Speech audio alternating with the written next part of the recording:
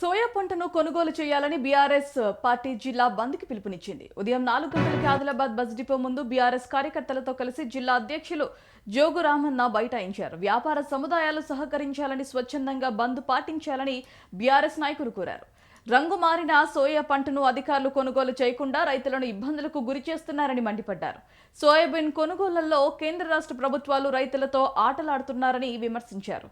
రైతులు ఆత్మహత్యలు చేసుకుంటే కేంద్ర రాష్ట్ర ప్రభుత్వాలు నిమ్మకు నీరెత్తినట్లు వ్యవహరిస్తున్నారన్నారు. బస్సు డిపో ముందు బైఠాయించిన రామన్నతో పాటు కార్యకర్తలను పోలీసులు అరెస్ట్ చేశారు.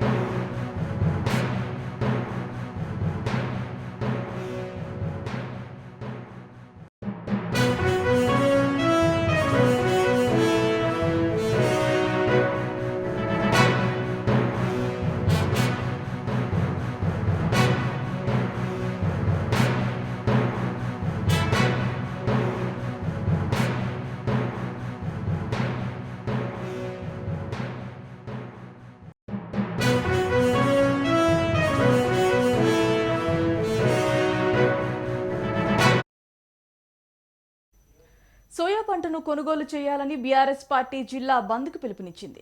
ఉదయం 4 గంటలకే ఆదిలాబాద్ బస్ డిపో ముందు బీఆర్ఎస్ కార్యకర్తలతో కలిసి జిల్లా అధ్యక్షులు జోగు రామన్న బైఠాయించారు. వ్యాపార సముదాయాలు సహకరించాలని, స్వచ్ఛందంగా బంద్ పాటించాలని బీఆర్ఎస్ నాయకులు కోరారు. రంగు మారిన సోయా పంటను అధికారులు కొనుగోలు చేయకుండా రైతులను ఇబ్బందులకు గురి చేస్తున్నారని మండిపడ్డారు. సోయాబీన్ కొనుగోళ్లలో కేంద్ర రాష్ట్ర ప్రభుత్వాలు రైతులతో ఆటలాడుతున్నారని విమర్శించారు. రైతులు ఆత్మహత్యలు చేసుకుంటే కేంద్ర రాష్ట్ర ప్రభుత్వాలు నిమ్మకు నీరెత్తినట్లు వ్యవహరిస్తున్నారన్నారు. బస్సు డిపో ముందు బైఠాయించిన జోగు రామన్నతో పాటు కార్యకర్తలను కూడా పోలీసులు అరెస్ట్ చేశారు.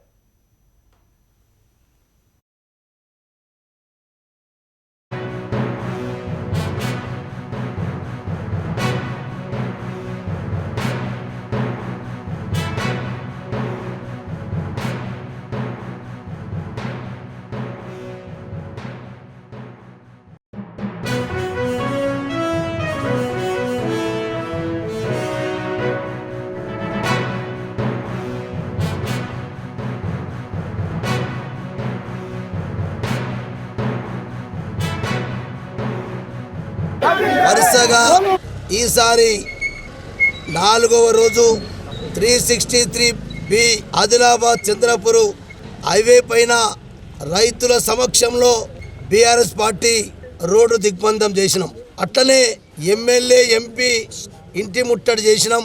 నిన్న కలెక్టర్ గారి ఆఫీసు కూడా ముట్టడి చేసి మరి కలెక్టర్ గారికి కూడా రిప్రజెంటేషన్ ఇచ్చినాం. మరి ఇలా అందరి సహకారంతో ఆదిలాబాదులో ఉన్నటువంటి ప్రతి చిన్న పెద్ద అనే తేడా లేకుండా ప్రతి వ్యాపారి, అట్లనే రాజకీయ పార్టీలు సిపిఐ కానీ సిపిఐఎం కానీ రైతు సంఘాలు కానీ మిగతా మరి సంఘాలు కూడా, కుల సంఘాలు కూడా ఈ కార్యక్రమానికి మద్దతు తెలిపినాయి. వారికి కూడా ప్రత్యేకంగా బీఆర్ఎస్ పార్టీ తరఫున రైతుల పక్షాన అభినందనలు తెలియజేస్తా ఉన్నాం. మేము ఇలా ఆదిలాబాద్ బంద్ నిర్వహించిన తర్వాత మరి ఇప్పటి కనీసం ఇక్కడ ఉన్నటువంటి స్థానిక ఎమ్మెల్యే గారు, ఎంపీ గారు, స్థానిక జిల్లా కలెక్టర్ గారు, జిల్లా యంత్రాంగం మరి ఇప్పటికైనా కదలిక రావాలి. మీ దాంట్లో మేము అడిగేటటువంటి న్యాయమైనటువంటి కోరికలు ఇవేదో కొత్త కోరికలు కావు. రైతు పండించిన పంటను కూడా ప్రభుత్వాలు కొనయా అంటే ఇదేం కొత్తగానా? సోయాబీన్ పంట ఇక్కడ కొత్త కాదు. సోయాబీన్ పంట కొనుగోలు చేయడం కూడా ఏ ప్రభుత్వానికి కొత్త కాదు.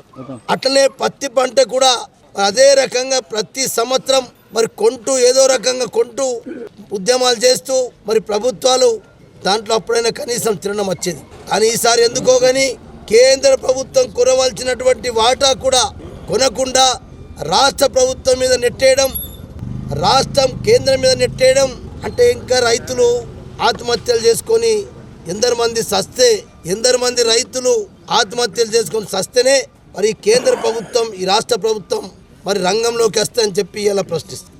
ఇలా స్వయంగా జిల్లా కలెక్టర్ గారు వేసినటువంటి 3 మెన్ కమిటీకే దిక్కులేదు. 3 మెన్ కమిటీ ద్వారా కొనుగోలు చేసినటువంటి దాదాపు 2500 కుంటాలు ఆదిలాబాద్ నియోజకవర్గంలో మరి రైతులు అమ్మిన తర్వాత కూడా గోడాంలోకి వెళ్ళిన తర్వాత కూడా వాపసు వచ్చినాయి. ఇలా వాపసు వచ్చినటువంటి సోయాబీన్ని మార్కెట్ అధికారులు రైతులకు ఫోన్లు చేసి మీ పంటని ఇంటికి తీసుకెళ్ళండి, మీకు ఇంత ట్రాన్స్పోర్ట్ ఛార్జ్ అయింది, మీకు ఇంత హమాలీ ఛార్జ్ అని చెప్పి కుంటాలకు 100 రూపాయలు హమాలీ ఛార్జీలు వేస్తున్నాం. రైతులను ఇంకొక ఇదే దెబ్బ మీద దెబ్బ పడితే మరి ఇంకొక దెబ్బ ఇలా ప్రభుత్వాలు వేస్తూ ఉన్నాయి.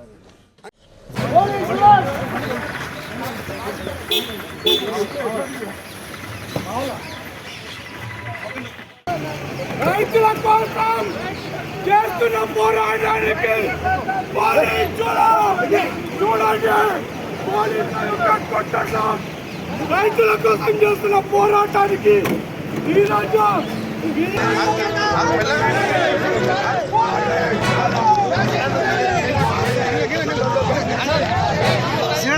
పక్కకు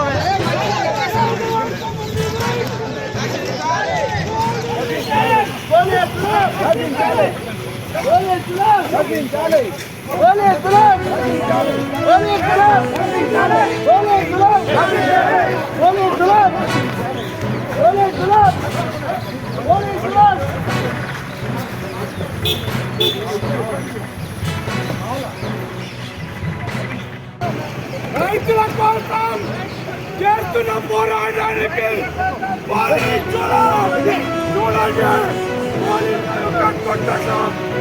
రైతుల కోసం చేస్తున్న పోరాటానికి ఈరోజు బీఆర్ఎస్ కార్యకర్తపై దాడి, ఈ యొక్క నిరసనకు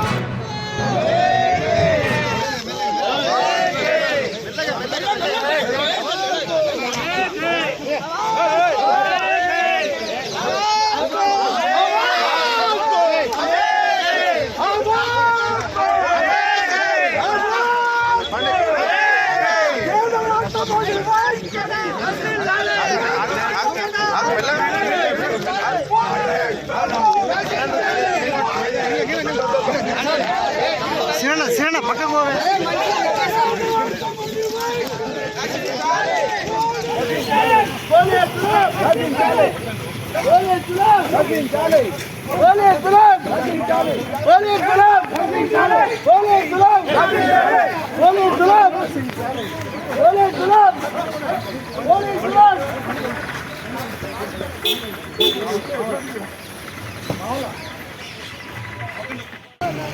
రైతుల కోసం చేస్తున్న పోరాటానికి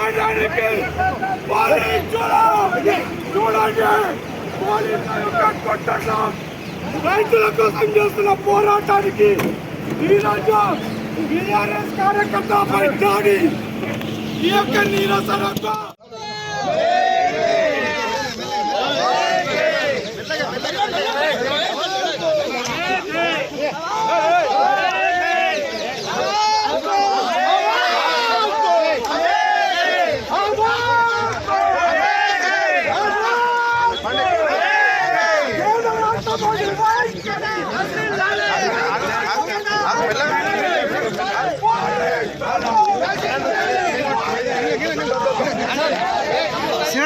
పక్కకు